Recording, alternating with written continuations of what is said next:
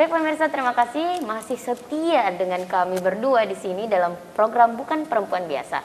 Nah, di segmen ini saya mau bertanya dengan Kak Ime mengenai suka dukanya selama menjadi seorang jurnalis hingga menjadi seorang penulis.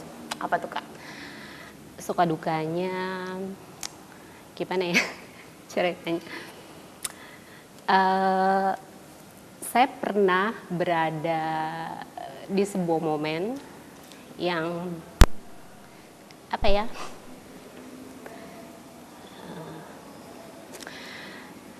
Saya takut bertemu dengan orang-orang.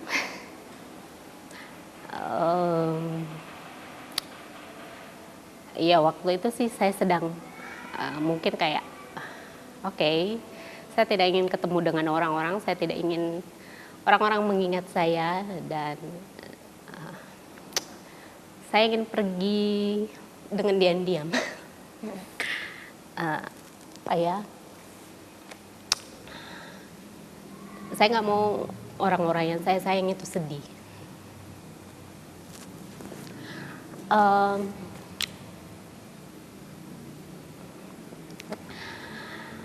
Ya waktu itu ya saya masih bekerja sebagai karyawan aktif di salah satu media, ya di Tempo, dan saya drop, kondisi kesehatan saya drop, dan setelah memeriksakan diri ternyata saya divonis menderita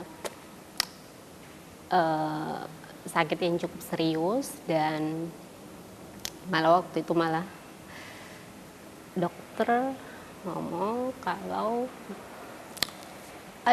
ada masa bahwa dalam kondisi seperti ini saya dengan kondisi tubuh saya yang seperti ini, saya paling hanya akan bertahan sekian lama gitu. Ya saya cukup shock, dan saya kayaknya ada 3 bulan ya nggak ingin nggak berani ketemu orang-orang. Untungnya kantor saya cukup fleksibel dan memungkinkan saya bisa bekerja dari rumah. Jadi saya tetap bisa bekerja tapi tidak bertemu dengan orang-orang secara langsung. Ya saya mengurung diri, tidak ingin ketemu orang-orang. Dan itu ya cukup ini. Nah, yang menarik adalah dokter yang menangani saya juga ternyata punya cara pengobatan yang bukan mengobati ya secara langsung, tapi karena dia tahu profesi saya jurnalis, saya penulis, dia rajin meminjamkan saya buku-bukunya. Jadi saya belajar tentang kesehatan, saya mempelajari tentang tubuh saya, ya termasuk ya selain fisik yang sehat, pikiran yang sehat seperti apa. Itu semua punya kolaborasi. Dan pekerjaan jurnalis itu pekerjaan yang tingkat stresnya cukup tinggi. Itu semua saya pelajari. Lalu kemudian yang menarik juga adalah dokter yang menangani saya itu juga mungkin karena profesi saya, kalau ada pasien-pasien yang ini, dia memperkenalkan saya dengan pasien yang lain. Suatu hari ada pasien perempuan dari Papua, waktu itu pasiennya tuh malah lebih ini, jadi kayak dia punya tumor, dan tumornya itu gede, jadi satu tempat tidur itu enggak, jadi kayak dikira hamil tapi perutnya itu udah besar banget. Ternyata itu tumor dan dia nggak tahu. Terus dan ada juga pasien yang perempuan yang alat kelaminnya nggak ada. Jadi dokter ngomong ke saya, secara fisik saya tuh masih sangat bersyukur karena secara fisik saya masih cukup ini ya, meskipun punya penyakit yang cukup serius, tapi secara fisik saya masih cukup beruntung. Dan hal-hal itu yang kemudian membuat saya berpikir, dari situ saya juga bertemu banyak orang-orang yang sakit, orang-orang tua gitu. Salah satunya adalah pasangan Prof. Wimpoli dan Madam Sumarwati, keduanya udah almarhum.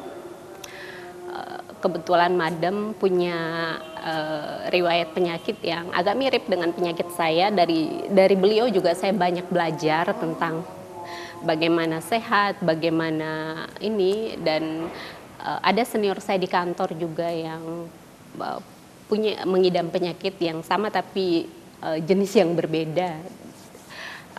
Bertemu dengan orang-orang ini kemudian membuat saya berpikir, oke, pada akhirnya semua orang akan mati, dan orang yang sehat bisa besok tiba-tiba mati, semua gitu.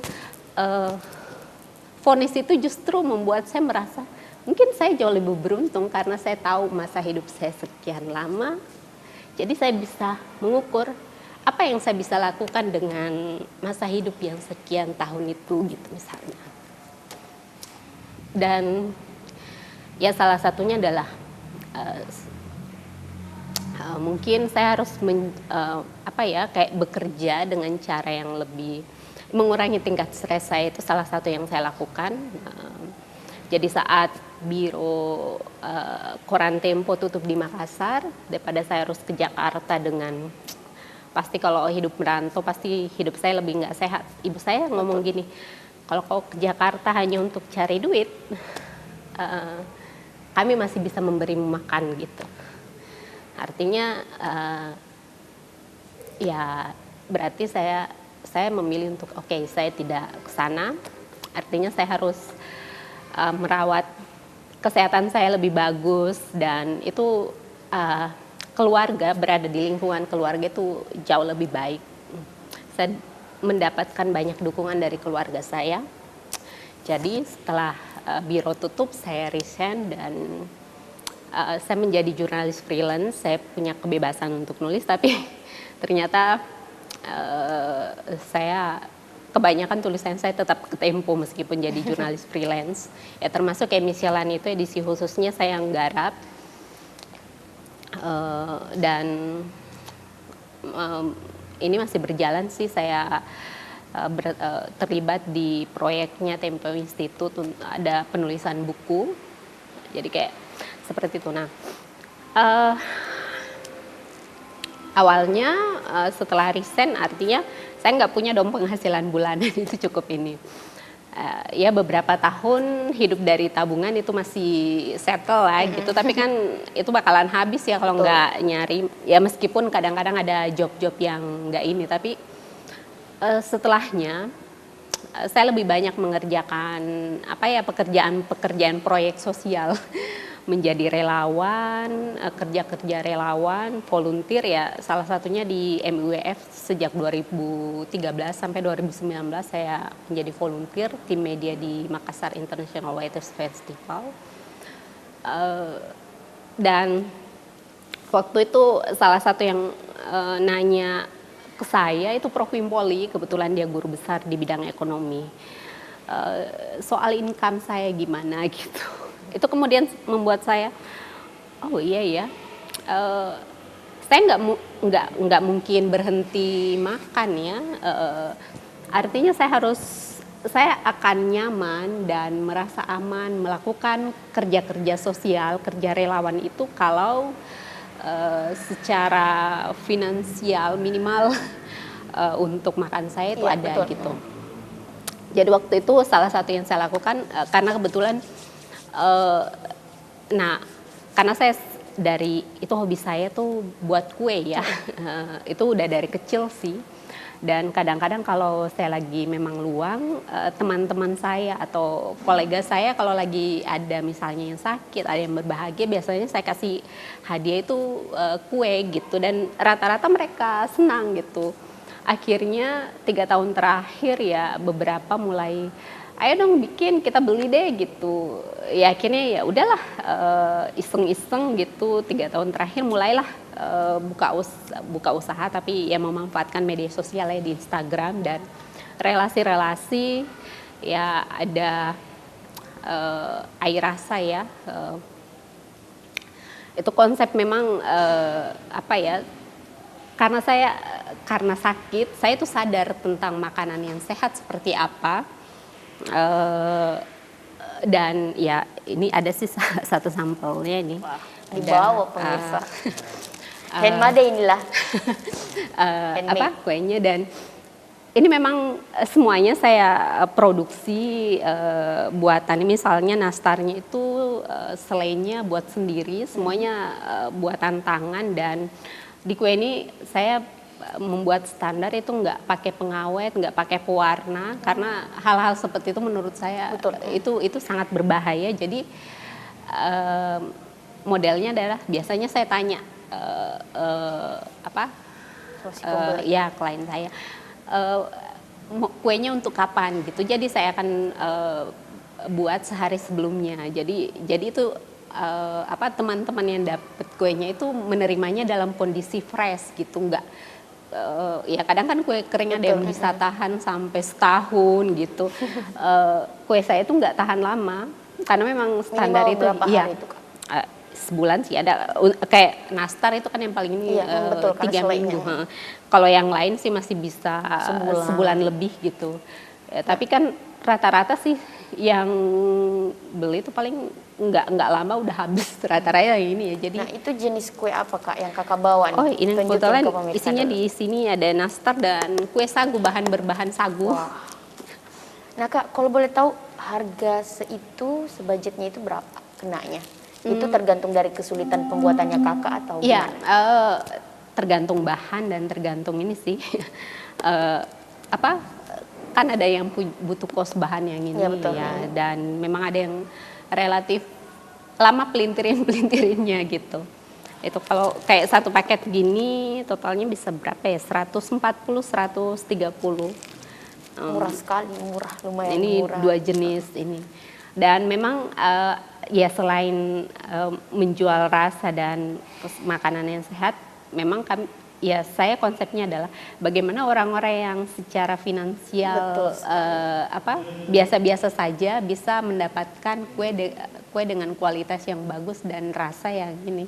Itu sih. Jadi memang, dan ya rata-rata saya tahu riwayat orang-orang yang beli kue saya gitu, dan akhirnya semuanya berteman. Di segmen terakhir ini saya mau dong Kakak Ime ini berikan motivasi untuk perempuan-perempuan di luar sana, bagaimana Kak Ime bisa menjadi seorang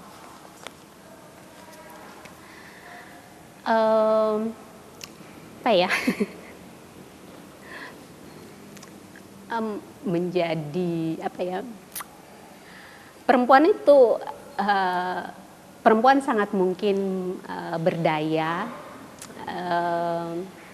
dan maksud ya dari teman-teman perempuan juga saya mendapat banyak inspirasi ya, bahwa terutama di masa pandemi ini saya melihat banyak teman-teman perempuan yang sangat berdaya dan survive selama sudah 1,5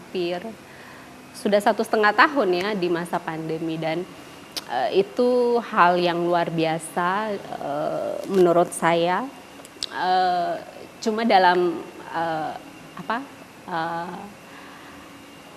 perempuan yang berdaya itu harus diikuti dengan niat baik, sikap adil dan akal sehat. Iya, betul sekali. Oke, terima kasih. Nah, itulah perjalanan yang sangat begitu menariknya dari sosok Kak Ime ini, luar biasa sekali pemirsa ya. Nah, baik, perempuan hebat pasti bertindak dengan tepat. Perempuan hebat pasti selalu punya tempat. Nah, saya Wilda Zatul Yazida pamit undur diri, sampai ketemu di episode selanjutnya dalam program Bukan Perempuan Biasa. Assalamualaikum warahmatullahi wabarakatuh.